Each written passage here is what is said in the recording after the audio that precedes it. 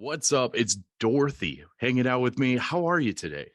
I'm good. I'm just hanging out reading some books, hence the glasses, and just chilling at home.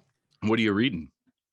I'm reading this really great book. I like self-help stuff. It's called Worthy of Love by Debbie Mirza, and it's just a book about healing after like a traumatic relationship or ways that you can cope with that kind of a stress that's in your life. So she's a really great author. That's really fascinating. Did you use stuff like that when coming up with the inspiration for the gifts from the Holy Ghost, the Oh well, album? I mean, I just wanted to basically have 10 good songs and have it be more of a heavy up-tempo rock record than we've done in the past, kind of going back to our Rock is Dead roots, but less garage rock. But there's some positive messages sprinkled throughout the album. Yeah, I can't make a record and not do something that I feel would help someone else that might be struggling, through the Mhm. lyrics. So I talk to a lot of artists about things, and they always talk about how they want to. A lot of it is just a Snapchat of their life, just a snapshot of like what was going on at that point. But you say you want to help people with your lyrics. What drives you to want to do that? because when those lyrics I had a couple of fans comment about A Beautiful Life, and someone said something that really hit me in my heart, and it was like, you probably saved a few lives with the song, because you can kind of get from the lyrics, you are more than enough, don't change. Like, I know the ups and downs are strange, and so a lot of people feel like giving up, and I don't know, it just kind of came out when I was writing it. And I feel like if I'm going to write music, I want it to help people, or make them happy, or just help them in some way. So because then I feel like I'm doing something that has substance. Yeah, I think life is important if you can do something that's important to you, and then also, leaving a legacy behind. Yeah. Tell me what the vibe was, but when you were writing the music, you said you wanted to do more of a upbeat stuff. You definitely have that with the whole album. I was just perusing through it before this, and I'm like, damn, that's some rock and roll right there.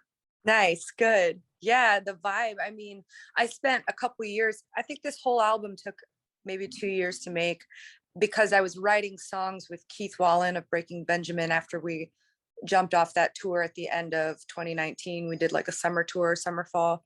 Um, and I was kind of in the middle of changing like management and deciding what I was going to do with the next record. And he reaches out and he's like, "Hey, I think you're dope. Like, let's write some songs." And so writing with him got me through this weird limbo period of, I wasn't sure what the next album was going to be, or I wasn't sure where I was going, where I was headed. And then writing with him kind of, the vibe started to condense and manifest. And then I was like, oh yeah, we need like a badass rock and roll record. This has got to be good, and then Chris Lord-Alge got involved, Phil X got involved, Jason Hook got involved, Trevor Lukather. So really strong guitar players and writers. That's really cool. What was the when you're writing, do you like sit down with a guitar? Do you work on riffs and things like that, or do you like hear sounds and then run with the melody from there? Yeah, I'm not like a shredder or anything. I can play a few. I have an acoustic guitar, I have a piano, but a lot of times I'm more focused on the melody and the lyrics of the song. It helps me when I'm partnered up with really great musicians. And Scott Stevens and the Four Horsemen also got involved on the record, and he had written "Rest in Peace" for me. Like, he kind of had me in mind, and it's funny because I was like, that is exactly what I would write if I was writing this song. You took the words out of my mouth. And now that song has even more meaning for me. Just, it's weird how songs can be kind of prophetic. That either before or after something happens, either you experience something and you write it into a song, and then other people are like, oh, I really relate to that. Or it's crazy, like, you can write a song and then you'll go through an experience and go, that is what this song is about. It's so weird that it happened before. Does that make But sense? yeah, so you had like this like legit happen. Now you're feeling that I want to stomp on your grave type of thing. Yeah, I've had days like that. Yeah, for me, those lyrics and that song, it sounds like a breakup song, right? But it's for me, it's more talking to my own demons, like alcoholism or whatever, that I'm struggling with. That's not necessarily like a man or a boyfriend. It's Sure. just, it's more of a, it's a, it's up to how the listener wants to perceive it. But sure, it sounds like a breakup song. Well, yeah, I wasn't insinuating that. I think it can be a lot of things, and that's what's beautiful about music is like you said, it could be anything. And it's your album, the way that you set up your songs, they all are just badass for starters, which is great. But it kind of seems like three different stories as you go through the album. Was that the an idea that you had, or just a happy accident? That's probably a happy accident. Yeah, it wasn't like a concept album. It was more, I was focused on writing the best I could. And when you're reaching the end of making an album, it starts to become apparent which songs fit with the record and which ones are kind of the oddballs. And maybe we'll save those for the next record because they're good too. But yeah, it wasn't necessarily like one concept album, but just life experiences and then some hope and some really great guitar playing, I think. Yeah, I would definitely agree with the guitar playing, and your vocals are very. I'm about to say something that I've thought about for like 30 minutes, and I'm like, I don't want to sound like an asshat right now, but I want to say this because there's a lot of bands right now that are doing this like retro vibe, back in the 60s or 70s type of like the era of rock and roll that people are saying. But there's a lot of like ingenuineness about it, which isn't a word, but we'll go Dis- with it. Disingenuous. There we go.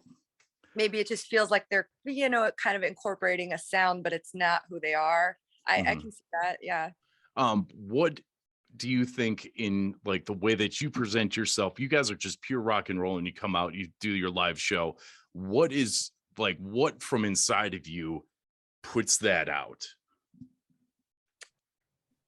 I don't even know. Like I try, it's just like my spirit, who I am coming out. And when you do that, you're super vulnerable and you're really letting your guard down in front of thousands of strangers that you don't even know.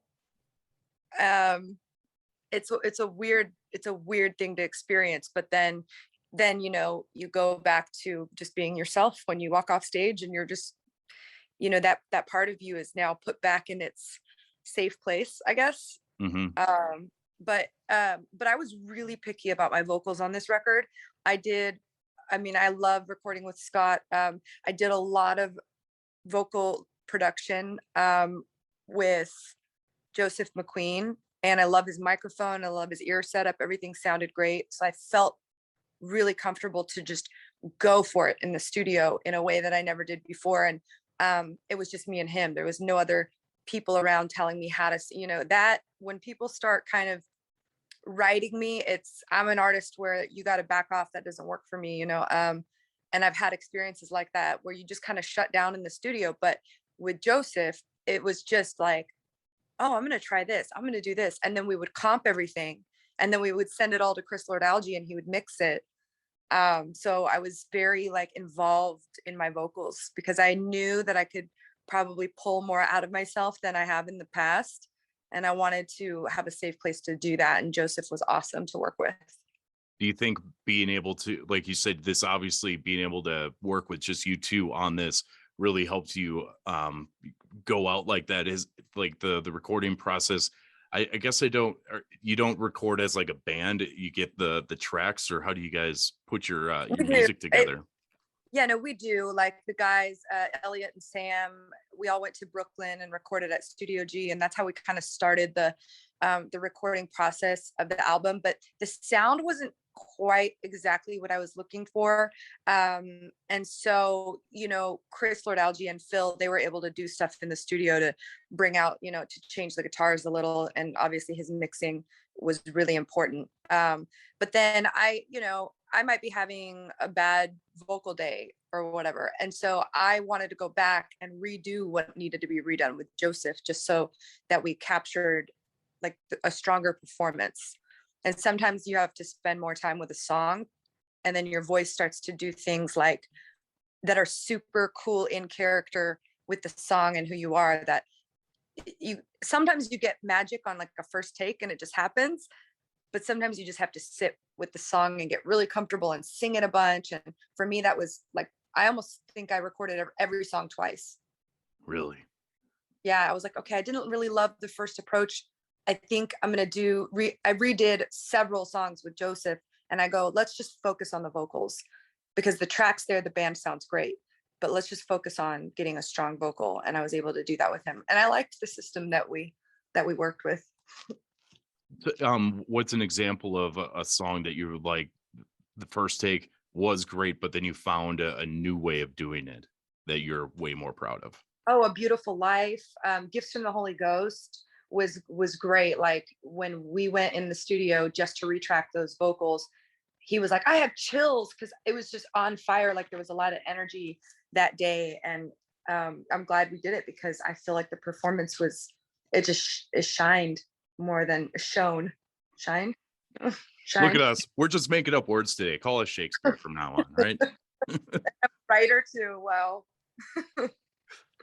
Um, yeah, I was just thinking about that song as well. Gifts from the Holy Ghost. The title track is a closing track. It is full of like just it feels like a spiritual song. What was the inspiration for the like that whole song? Because it feels like the culmination of an entire 4 years of work. Yeah, it felt very light and bright, light and bright rock and roll with some beautiful messaging, I think, in there that's full of hope, but like it also had such a cool classic rock sound. And that's another thing, is there's so many different influences on this album. It's not like you can really pin it to one genre. That's why I just call it rock and roll. But there's like, stuff that sounds a little more modern, and then stuff that sounds like it would have been on Rock is Dead, like Black Sheep, but heavier, right? Because Black Sheep probably the heaviest song I think that we have. I would Um, agree with that. that or Made to Die. And so there's a lot of different influences. But yeah, I know Gifts from the Holy Ghost. Funny, actually, the band and I wrote that during a sound check, and it was originally called Spokane Fire. And we were on tour with Greta Van Fleet, and we had a sound check. And I think it was Eli Wolfmeyer that started playing that riff that you hear in the beginning of the song. And I was like, that's great, keep doing that. So we just recorded an idea. Like, I was singing gibberish into my phone and it didn't make any sense. And then I went back and listened and I was like, oh, it sounds like I'm saying this. And I was translating my gibberish into lyrics. And then we didn't have a chorus. And I woke up, this is pretty cool. I woke up in my hotel room in Brooklyn, and Gifts from the Holy Ghost popped into my head. And I go, holy shit, that is the album title. That is the name of this record. And I wrote it down. I didn't know what I was going to do with it. And then later, when I was looking at all our songs and we needed one more song, and I knew that Spokane Fire had something really special. I mean, I remember we wrote it so long ago, but then I was like, this should go on the record. And I sat and listened to the chorus and I said, oh, the title of the album fits into the chorus, and that's the theme of the song. And so yeah, and it was cool how it all kind of tied together at the end, at the last minute, like music always likes to do. That is such a cool story. I love hearing like the aha moments when it comes to like the creative process. It's like It's you like don't yeah, it's like a cosmic download almost. Like it really, really just dropped into my brain out of, I don't know, the heavens. I have no idea where it comes from sometimes. And I was like, that's cool. Like there's no way I thought of that. So I love when you get these like little, I call them cosmic downloads. I don't know what they are. Cosmic Downloads is also a very cool like space rock theme of an album. So if you ever want to get real trippy, you could do that. That's really awesome. I had a lot of fun listening to the record, and we've been playing Rest in Peace a bunch. And it's really great to see that your live performance translated so well to tape, because you guys bring such an energy to the stage. When are we going to be able to see you guys out again? Oh yeah. We just wrapped an 8-week tour, which was awesome and fun and challenging. But then in September, we're going back out with Dirty Honey. So that's exciting. I think that I think that, our bandmates are all friends, and it might just be a fun time. It doesn't feel like work, that's for sure. well, it shouldn't, right? If you do anything that you love, it's not work. Right. Yeah. Well, Dorothy, I really appreciate you taking the time to chat with me about your album and what's going on with your life. It's very interesting, and I hope more cosmic downloads happen. And I apologize if I steal that phrase from here on out. That's a tattoo that you need to get somewhere. Cosmic Definitely. Comfort. Thank you so Definitely. much, Becker. It's good to see you.